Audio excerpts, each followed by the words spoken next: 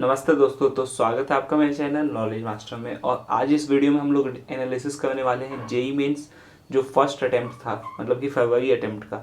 आज first day था। आज दो पेपर हुए बीटेक के, जो कि फर्स्ट शिफ्ट था और सेकंड शिफ्ट था। तो इस वीडियो में हम लोग एनालिसिस करने वाले हैं कि फर्स्ट शिफ्ट और सेकंड शिफ्ट ओवरऑल कैसा था, आगे क्या क्या करना है, क्या एक्सपेक्टेशंस है, परसेंटाइल एक्सपेक्टेशंस क्या है। मैं लास्ट 3-4 ईयर्स से एनालिसिस कर रहा हूँ जेई का, और इस चैनल पे आपको जाके मिल जाएगा सभी पिछले वीडियोस से। और अभी भी मैं एनालिसिस पिछले सालों के हिसाब से करने वाला हूँ कि क्या जो है वो होने जाने वाला है जेई का। पूरी इन्फॉर्मेशन इस वीडियो में मालूम चलेगा, आराम से देखना। अगर आप आज देखे आए हैं जेई का पेपर, तो मैं चाहूँगा कि आप अपनी तरफ से आपको क्या फील हुआ है वो नीचे मुझे कमेंट में बताइएगा। तो चलिए बिना लेट के इस वीडियो को स्टार्ट करते हैं।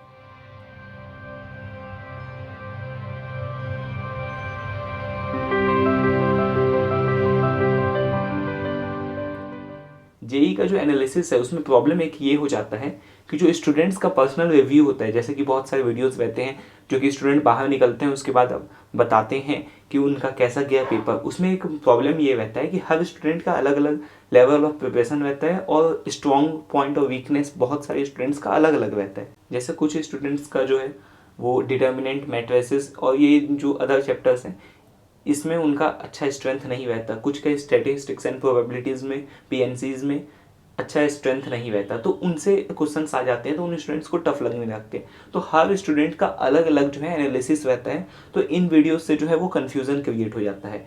दूसरी बात ये है कि जो क्वेश्चंस आए हैं, क्या क्वेश्चन आज के डेट में आया है, जो अलग स्टूडेंट्स होते हैं वो सब देखना चाहते हैं। मैं पर्सनली भी स्टूडेंट था जब जेई का, तो मुझे भी इंटरेस्ट रहता था कि हाँ आज क्या पेपर आया है, कहीं एक दो पेपर रिपीट हो जाए, ऐसा कुछ पैटर्न आ जाए, ऐसा लेकिन कुछ भी नहीं होता है। और खास करके एनटीए का जो ये सिस्टम है इसमें तो आपको बिल्कुल भी नहीं मिलने वाला है। जो आज के क्वेश्चन आ गए उसमें से नहीं आने वाला, पहली चीज़। दूसरी चीज़, वेटेज तक भी सेम नहीं रहता।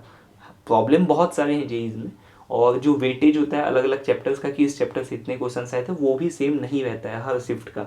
हर डे हर शिफ्ट में बहुत सारे चेंजेस आ जाते हैं। कुछ शिफ्ट में बहुत ज़्यादा क्वेश्चंस आ जाता है, किसी एक चैप्टर से कुछ में कम हो जाता है, और कुछ में ऐसे भी रहते हैं कि कुछ कुछ चैप्टर्स को नेग्लेक्ट ही कर दिया जाता है। तो ये सब कुछ भी मायने नहीं रखता है। जितने भी आप अगर देने वाले हैं कल और आगे डेट में, आप जो भी लोग देने वाले हैं जेई का, वो आज के पेपर के एनालिसिस को आप समझ सकते हैं, लेकिन टिप्स ट्रिक्स समझ सकते हैं, लेकिन क्या क्वेश्चन आया उसको जान के कोई फ़ायदा नहीं है, क्योंकि वो क्वेश्चन रिपीट नहीं होंगे। उन चैप्टर्स से क्वेश्चन आएंगे नहीं आएंगे कोई मतलब नहीं है। दूसरी जो सबसे बड़ी गलती है वो ये होता है कि स्टूडेंट से कि आज देखे कि हाँ ये चैप्टर आ गया, अब ये चैप्टर अगर नहीं पढ़े हैं तो पढ़ लेते, कहीं से क्वेश्चन आ गया, जो सबसे बड़ा मिस्टेक है। और मेरा सबसे बड़ा मिस्टेक था जेई खराब करने का, और उससे जेई खराब हो जाता है। बेसिकली आपका जो पढ़े हुए चैप्टर्स है वो भी बर्बाद हो जाता है।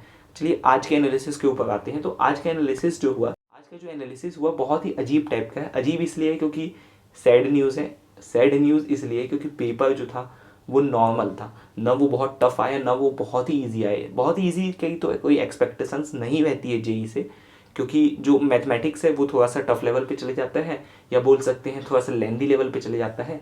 लेकिन ओवरऑल पेपर जो था वो ईजी आ गया था 2020-21 के मुकाबले। 20 के मुकाबले 2021 का जो है वो ईजी आ गया था। अब अभी जो पेपर दे के आए होंगे वो उन लोग स्टूडेंट्स को नहीं लगता है क्या बोल रहे हो, हम लोग तो पेपर दे के आए हैं, पेपर बहुत हार्ड था, ये क्वेश्चंस नहीं बने, जो भी चीज़ें हैं। लेकिन ओवरऑल देखा जाए तो ऐसा नहीं है। बेसिकली इस साल का जो क्वेश्चन पेपर है वो पिछले साल से रिलेटिवली ईजी आ गया था। रीज़न ये है कि इस बार ट्रिकी क्वेश्चंस नहीं ज़्यादा पूछे गए थे, ट्रिकी क्वेश्चन एकदम मिनिमाइज किया गया था। जो मैक्सिमम फोकस था जेई वालों का वो ये था कि क्वेश्चंस में लेंदी बनाया जाए और कैलकुलेशन थोड़ा सा लंबा बनाया जाए, जो कि एक प्रॉब्लमेटिक है। इससे पेपर ईजी तो बनता है, लेकिन क्योंकि यहाँ परसेंटाइल सिस्टम है तो प्रॉब्लम और ज़्यादा क्रिएट हो जाता है। जितना पेपर हार्ड और ट्रिकी रहे उतना सही जो है वो सिलेक्शन होता है माइंड का। जितना पेपर इजी और लेंदी रहे वो कैलकुलेशन का टेस्टिंग हो जाता है, और जो रियल माइंड है वो टेस्टिंग नहीं हो पाता है। बहुत सारे ऐसे स्टूडेंट्स रहते हैं जिनका बहुत अच्छा दिमाग रहता है, लेकिन ये लेंदी कैलकुलेशन और ये सब में फंस के जो होते हैं वो सही तरीके से सॉल्व नहीं करने के कारण जो है उनका जेई खराब हो जाता है। पेपर में अगर देखें तो मैथमेटिक्स सबसे टफ पोजीशन पे था, फिजिक्स उससे कम, और केमिस्ट्री ईजी था। ऑब्वियसली यही हर साल भी पैटर्न रहता है। और जेई की एक्सपेक्टेशंस भी यही रहती है, mathematics first, second physics, third chemistry. दोनों पेपर में रिलेटिवली यही था। क्वेश्चंस जो आए सभी चैप्टर्स से आए, कुछ भी वीडियो सिलेबस नहीं हुआ था। जहाँ से जो भी चैप्टर्स मिले सबसे आए, इवन कम्युनिकेशन सिस्टम से भी क्वेश्चंस आया, सॉलिड स्टेट से भी क्वेश्चन आया, तो सभी तरीके से क्वेश्चंस उसमें डाले गए थे।